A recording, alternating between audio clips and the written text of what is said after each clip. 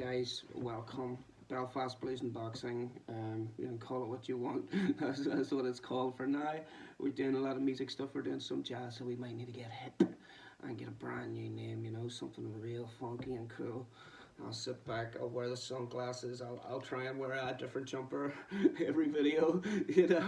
I have lots of clothes, but I just wear the same stuff all the time. Until it gets just falling off me, and then maybe I'll change then. But yeah, we're gonna talk about songwriting today, and some of the things that can impede our progress as songwriters, especially when we're young and we're starting out, and some ideas on how to get over that hump. One of them being, one of the issues that I had as a songwriter, and I was quite a bit along. I'd written a few songs and I was writing them, and I had no belief in my own stuff. I was always comparing it to, Bob Dylan or Van Morrison or Joni Mitchell or something. I was like, oh, my songs aren't that good. It's like, mate, you have to keep at it. You have to keep writing. It would be nice to be as good as these guys, you know what I mean? Maybe some of your songs will be, if you really believe and you want to hunt it down and get that good. But they don't have to be, you can just write a song to have some fun and take it from there,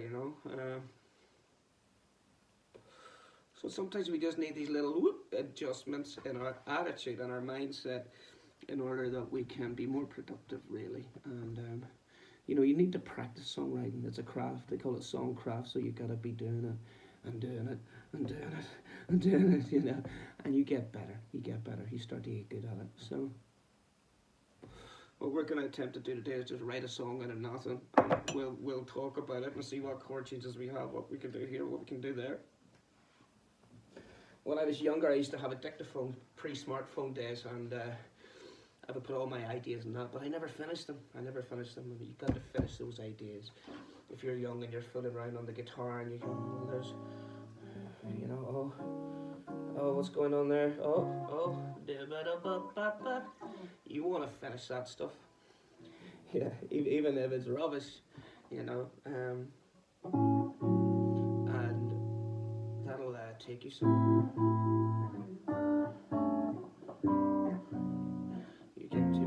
These things, and it's just all about practice. It's all about doing it. I mean, you hear Ed Sheeran talk about it. It's the 10,000 hours concept. If you put in that work, eventually you will reach a point where you just go, bing, it's working. Oh my God, I wrote a song. So we'll start in the key of C, which is sort of like the mother of all keys, isn't it? Yeah. And we'll just keep it to major chords and minor chords, and we'll see. We can get a bit funky otherwise if needs be, but let's just try this, right? Key of C, right? First melody comes to my head is da da da da da da, right? Right. Da da da. Let's try a minor chord from there. Relative minor chord, A minor. Da da da da da da. 4 da da da da da da.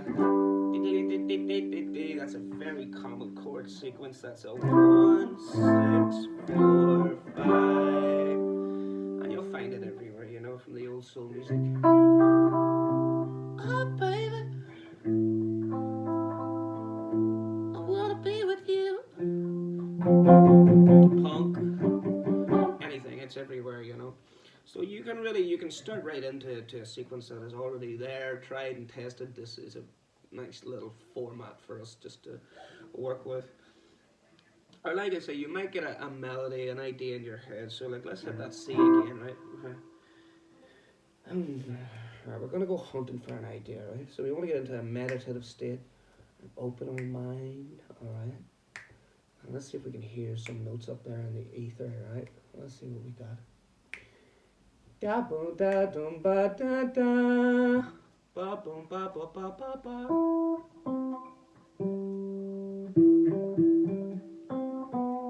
So what we got there is a fifth, third,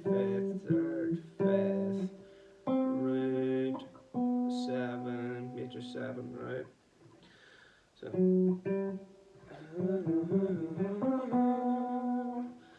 okay. Da da da da da da da.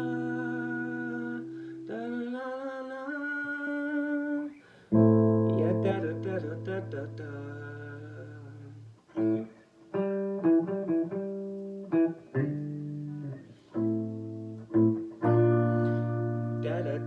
da da da da da.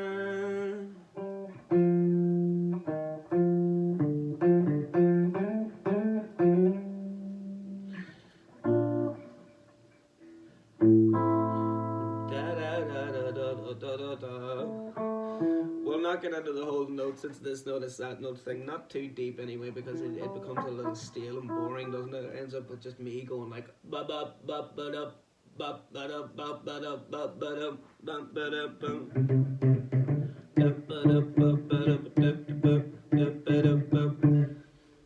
Although all of that ba ba da ba ba playtime just gave birth to a new idea. Ba da ba da da ba da ba ba da.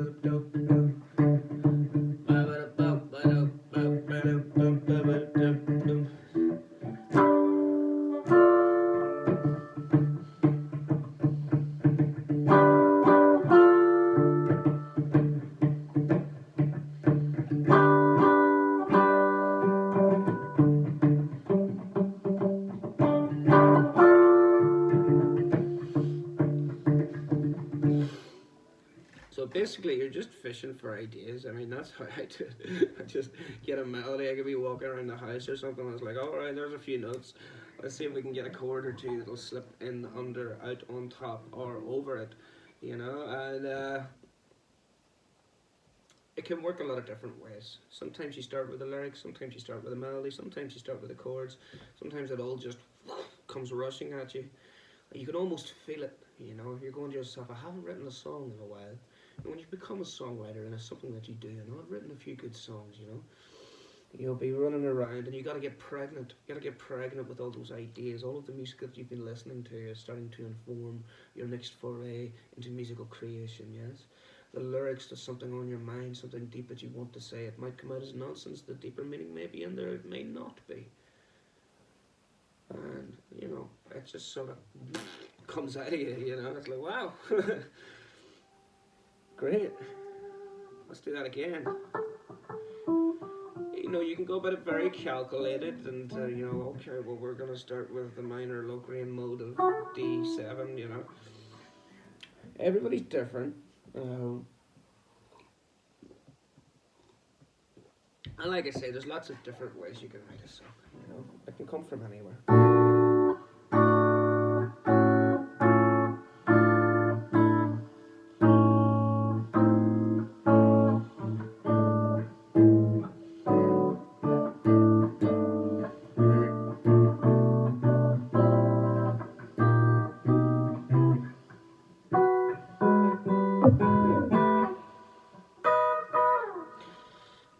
Yeah, you know, when I started the video, I was like, yeah, I'll just come on here and write a song. It'll be easy. It'll just come like, but it's obviously not working out like I thought it would. But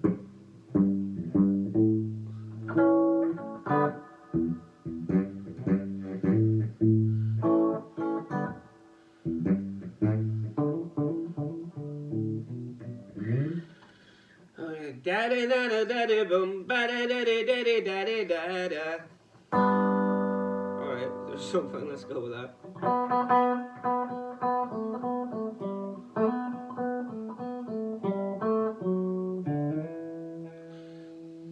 All right. Da da da da boom, ba da ja da ba da boom, ba da. Relative minor. That's a G major to an E minor. Yeah da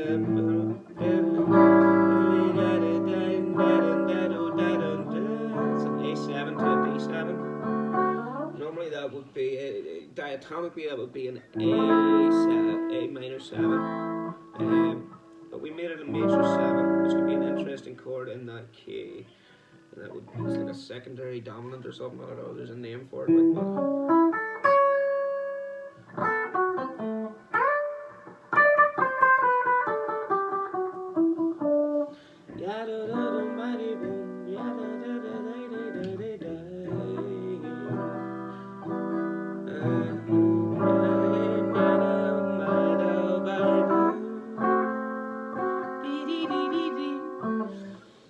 Now, that might sound a bit ridiculous, you know, all of this D, bu bu bu bu bu. It's like you're trying to teach a baby how to speak. That's kind of what it's like, you know. I seen a great interview last night. It was Kirk Douglas, on Parkinson. He's an interesting guy, talking about this, talking about that. And one of the things he spoke about being an entertainer, a performer, an actor or an artist, is that there's a childlike thing going on. You have to retain your inner child. You've got to foster it and let it breathe and let him come out. You know what I mean? Him or her or whatever your little child might be. It may still be in utero and has no sex as of yet. I don't know really how all that biology stuff works, but you really gotta allow yourself to play, and be silly. Um, Now, there's some hardened punk guys out there who are like, I would never be silly.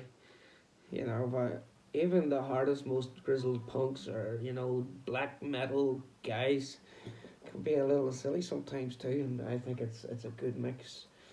And I think that little silliness, if managed just right, um, can really free you up and ease a lot of the tension that may otherwise exist, within your being. You really want to be silly, man. You have to get silly. It's a great thing. And talking about kids and teaching them to speak, that's one of the cool things about having kids. You start to, just get a whole lot more comfortable with being silly, Because by this time, if you're a man anyway, you have become comfortable in your masculinity and in your manhood. You don't need to prove that to anybody, really. So you can afford to be silly. Now, of course, you don't want to be silly all the time. You're an adult after all, yeah. But if you get silly and you're just making little noises around the house, you could end up coming up with some beautiful things. Because if we are engaging that childlike sort of archetype or whatever you want to call it, Carl Jung, it's like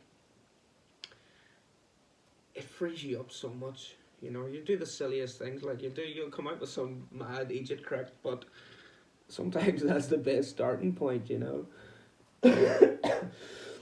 Like back in the days, I used to be a big blues guy, and I was like so deep into the blues, and it was like all of my music was coming from a deep place of pain, and silliness wasn't really in the equation at all.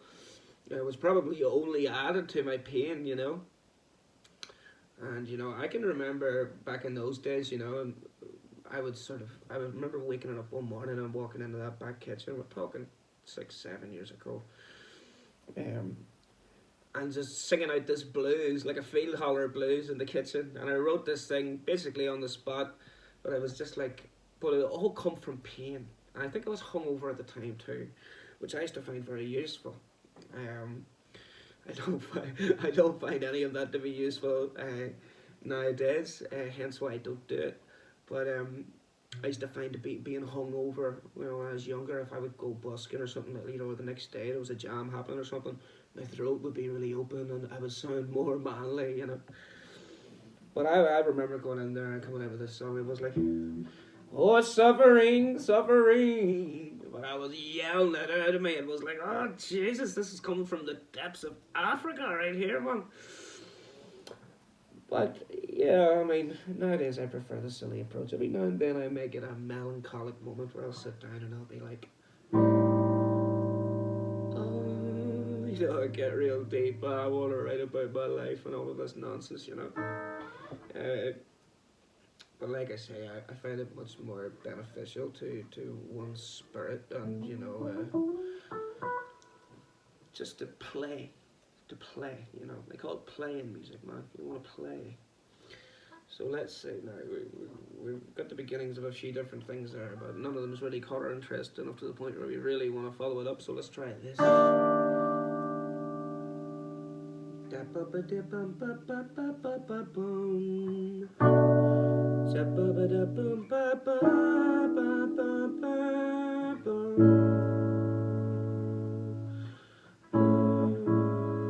Alright, okay.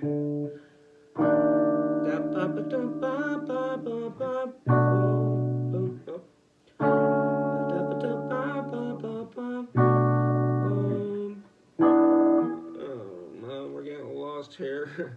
I'm messing this right the way up.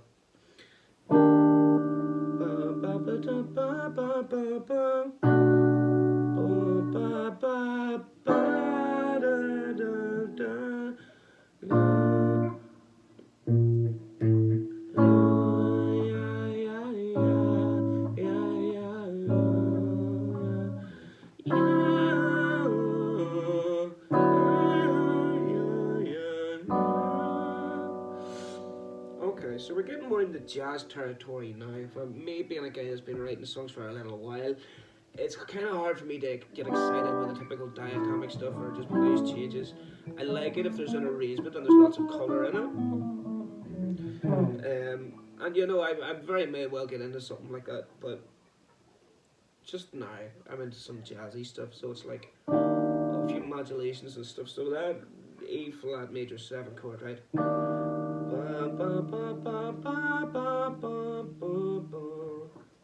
Right, then we're going to go with a B minor leading into an E7 chord. So that's shifted the total center.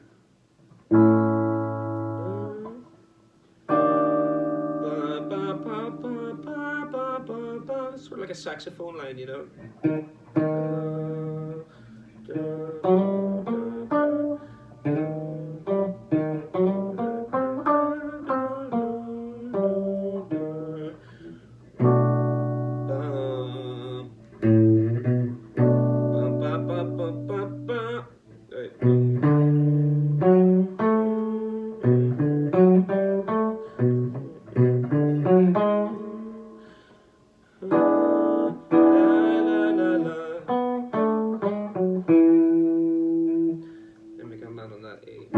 So that basically, right, we're in the key of E major 7 there, so we're playing off.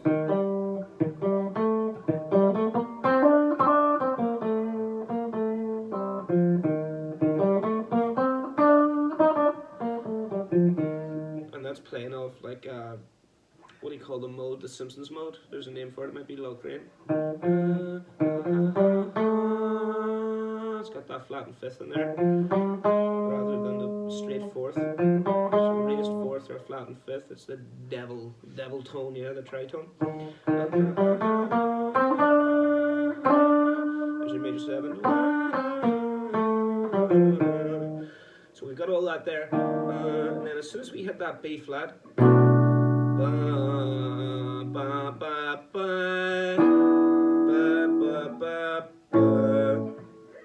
so I mean, it seems like the total center, that chord, that B minor 7 is a setup for the E major chord.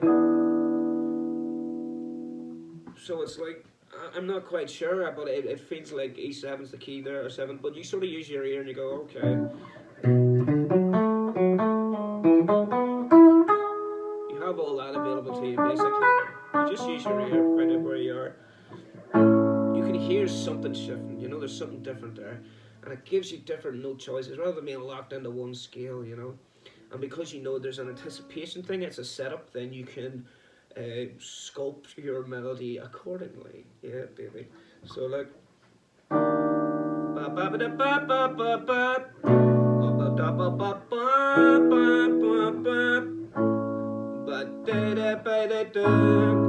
just sort of a straight A major chord, and then we're gonna put a line cliche on it. Yeah, typical one there. So it's from just an A chord to an A major 7th to an A dominant 7th, and then typically where you would go from there is a D chord, a D7, right? Which is the major 3rd. There's a chromatic descending thing there. You know, you could probably do something else there. I don't know. You might be able to go to. Let's see, we can maybe go to F minor there. Let's see if we can do this right. Yeah, ba ba ba ba ba dee beep beep beep. Yeah, ba ba da bum ba ba ba beep beep beep beep. Yeah, ba ba da beep beep beep beep beep beep beep beep beep beep beep. Beep beep beep beep.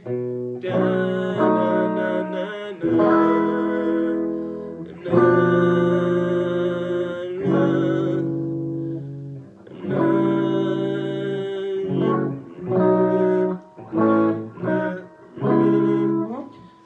So we've got some action going on here, and I guess what this video has become is me trying to explain how to really write little chord changes and stuff like this, and how to make them work, you know.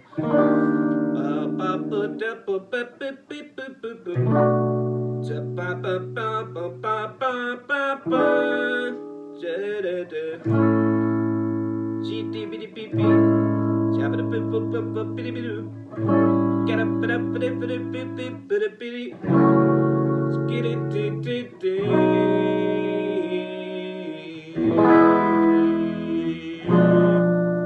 La da da da da da da da.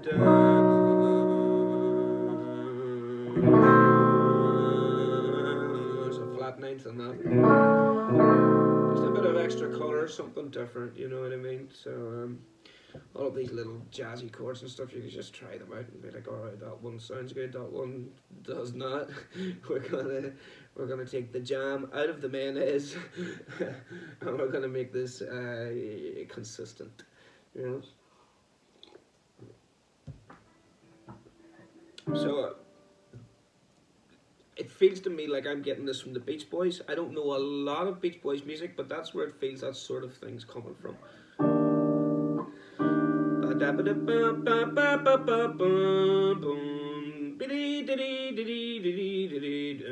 You know, whatever way you want to dress it up rhythmically and stuff like that. There's a certain amount of notes there you can work with. You could probably do anything on it. You could throw in some minor thirds and flat sevenths and stuff and go.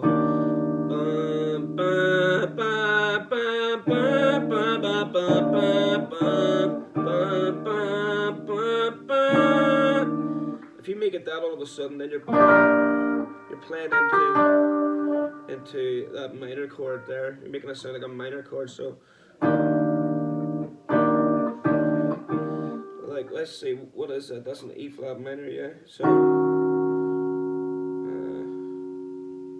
one E flat major seventh. So basically, that's the same as a G minor. Yeah, they're built on a lot of the same notes. So.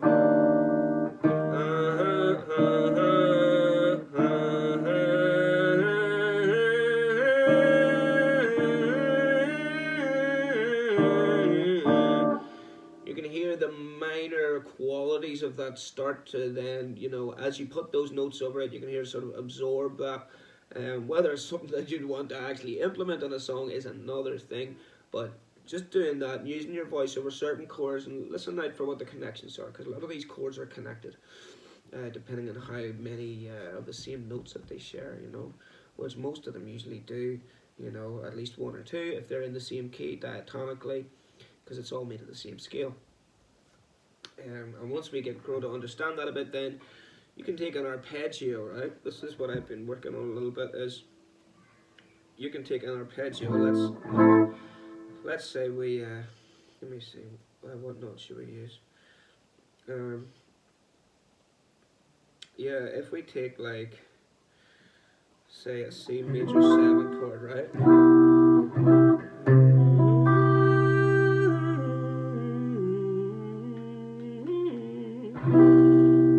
We can put an A minor 7 arpeggio over that, and let's see what happens, right?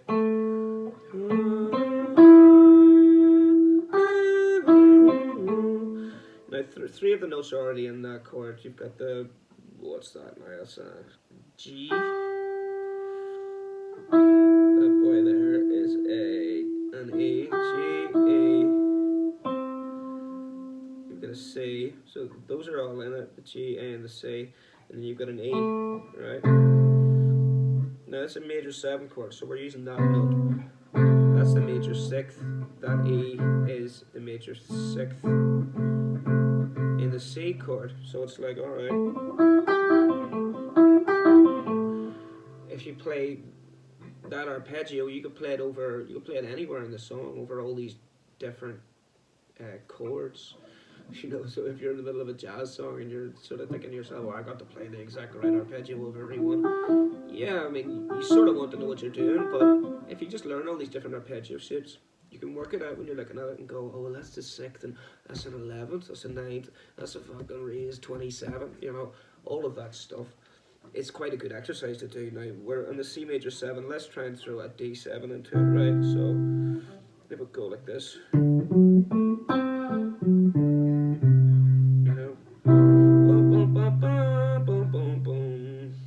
Let's try and make that work again.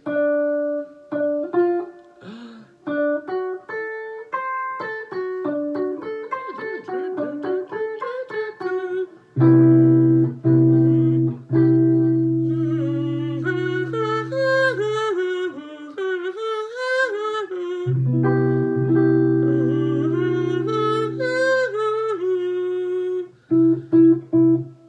what have we got there? We've got the sixth. Is that a sixth? No, it's a fucking. Yeah, you've got a ninth there, right? You've got a flat five. You've got a 13th. And you get the root. It's kind of cool. It's a good exercise to go through and just label all the chords, write them down. Da da da da da da da. Seems a bit nerdy. It is. It is. If you want to become a jazz master, then you must you must get quite nerdy, man. But you know it's good. You put in that work, and then it starts to you build slowly an intuitive understanding of how these things work. And so while you're in the middle of playing, of course, you don't want to be thinking DCB 1 2 13 9. You don't really like, you know what I mean. You want to just be free and play and express yourself. But in order to do that in more complex music, you really have to. You have to put in the foundational work. This is what I'm finding anyway. Right, we said we were going to write a song, didn't we? Let's see if we can finish it.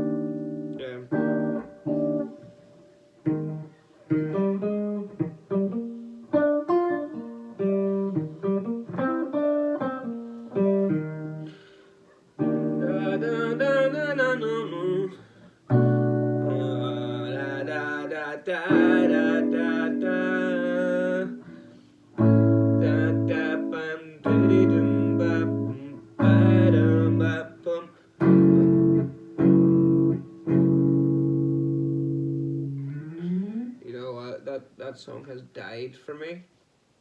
This is something else that you will find when writing music and playing music. You can practice till you're blue in the brain, right?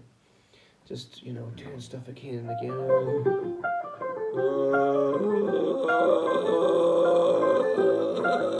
tone half tone, hold tone half tone, hold tone half tone, hold tone, hold tone half tone. It'll put your head away, man. You want to be sure that if you're writing a song, even if you're practicing whatever your routine is, make it fun, make it enjoyable for yourself. Make sure you're doing the stuff that you want to do that particular day. Work on whatever it is that's going to feed your brain, whatever your brain is ready to receive. Rather, you know, because if you try to write a song and you're not feeling it, it's not going to be that good. You're not going to come up with good ideas because your heart's not really in it. And that's why songwriting is such a strange, unquantifiable thing. You don't know what's going on, you know, it's kind of hard. But if you've therefore, if you're mucking around on the guitar and you strike upon something and you go, oh, well, that sounds like it could be.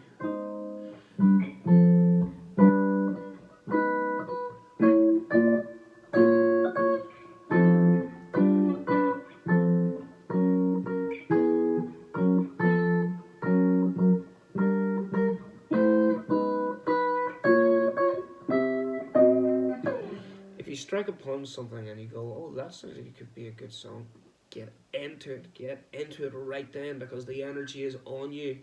You've got the inspiration, you believe in what's going on, you're tuned into whatever musicality is there, whatever hidden stuff, it's leading you on. That feeling is telling you, come to me, write this song today, man, get on it, get it finished, you know, and at least get the bulk of it done, a good portion of it done. You know, record it in your phone, whatever you have to do. Write down if you've got some scrap lyrics, even if you've got, you know, just junk lyrics that you're going to throw away later. Get what you can. Put it down. Then go and do whatever you have to do that day. You know, have your rest, take care of whatever responsibilities you have, eat well, all of that. When you wake up the next day, you're renewed, you've got some extra vigor, you've got some extra energy, and you're ready to go at it. That is when you want to sit down and go, you know what? I'm ready to play music forever.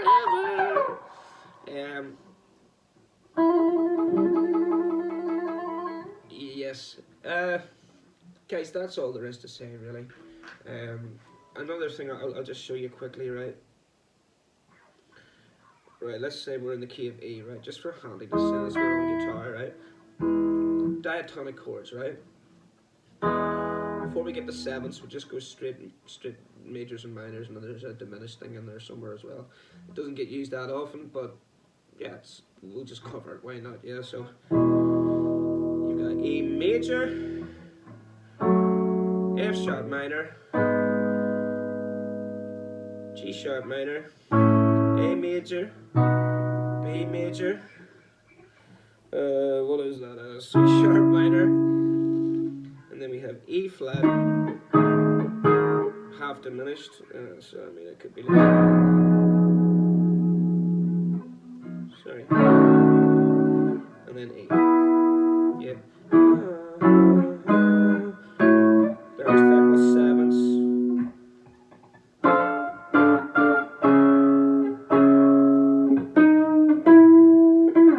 Yeah, so with sevens, E7, E major 7, not E major 7, just E7, F sharp minor 7, G sharp minor 7, A7, these are all just dominant 7s is the way I'm playing it. These are the chords I go to because I like jazz and blues, I like that sound.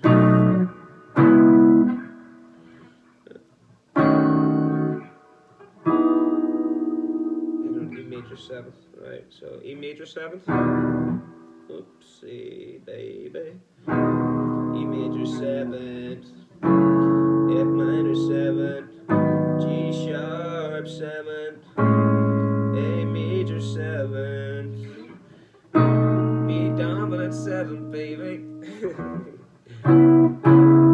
G sharp, it's actually a C sharp minor 7, E flat half diminished, always seems to want to go to that chord, and we go to C sharp minor, which is the relative minor, relative minor, relative minor, relative minor of our whole chord. So if we go back here, then we hit that, and we realize that we are playing a G sharp dominant.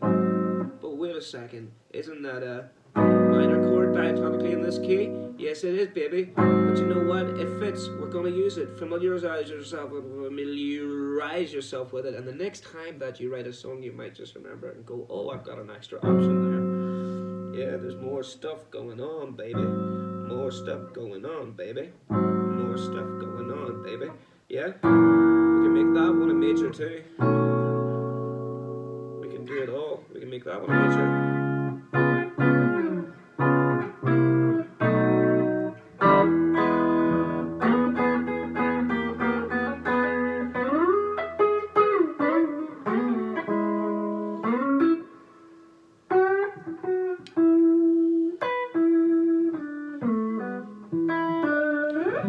Do you know what we're gonna do? We're gonna do it. We're gonna do it. If we can get it right, if we can make this happen for the children of the universe, right?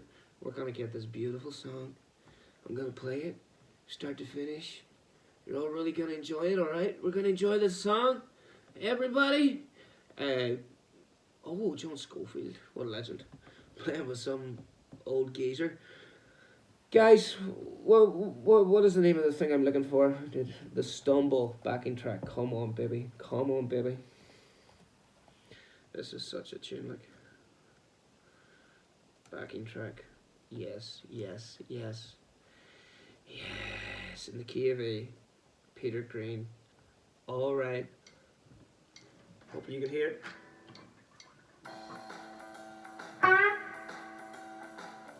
Shit.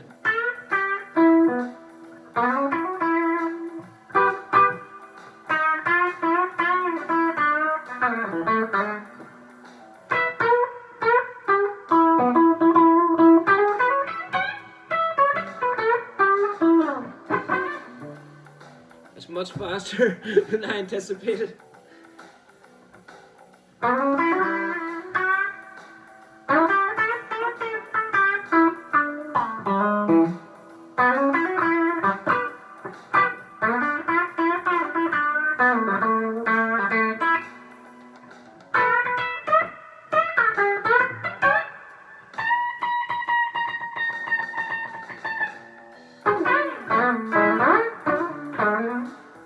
How'd you do that?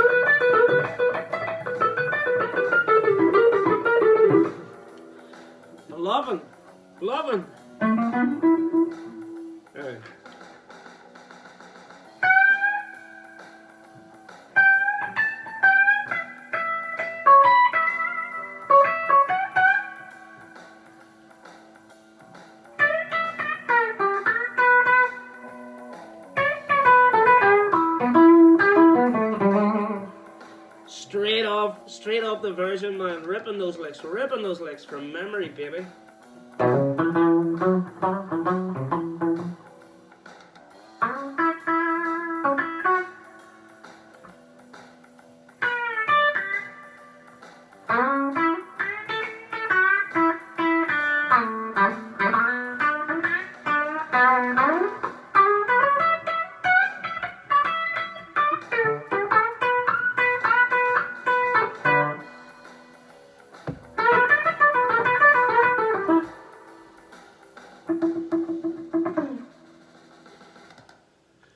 Alright. Well, wasn't that funky? Oh my god, could I do one more? This one lasts 10 minutes. No, I'll not put you through that. Yeah. So like, there you go, guys. There you go. You know what? I picked this book up in Tesco the other day. I know this is probably gonna appear backwards. So how does that work? No. So some Christian crack, right? Let's see what this guy's got to say. We're gonna read some Christian stuff.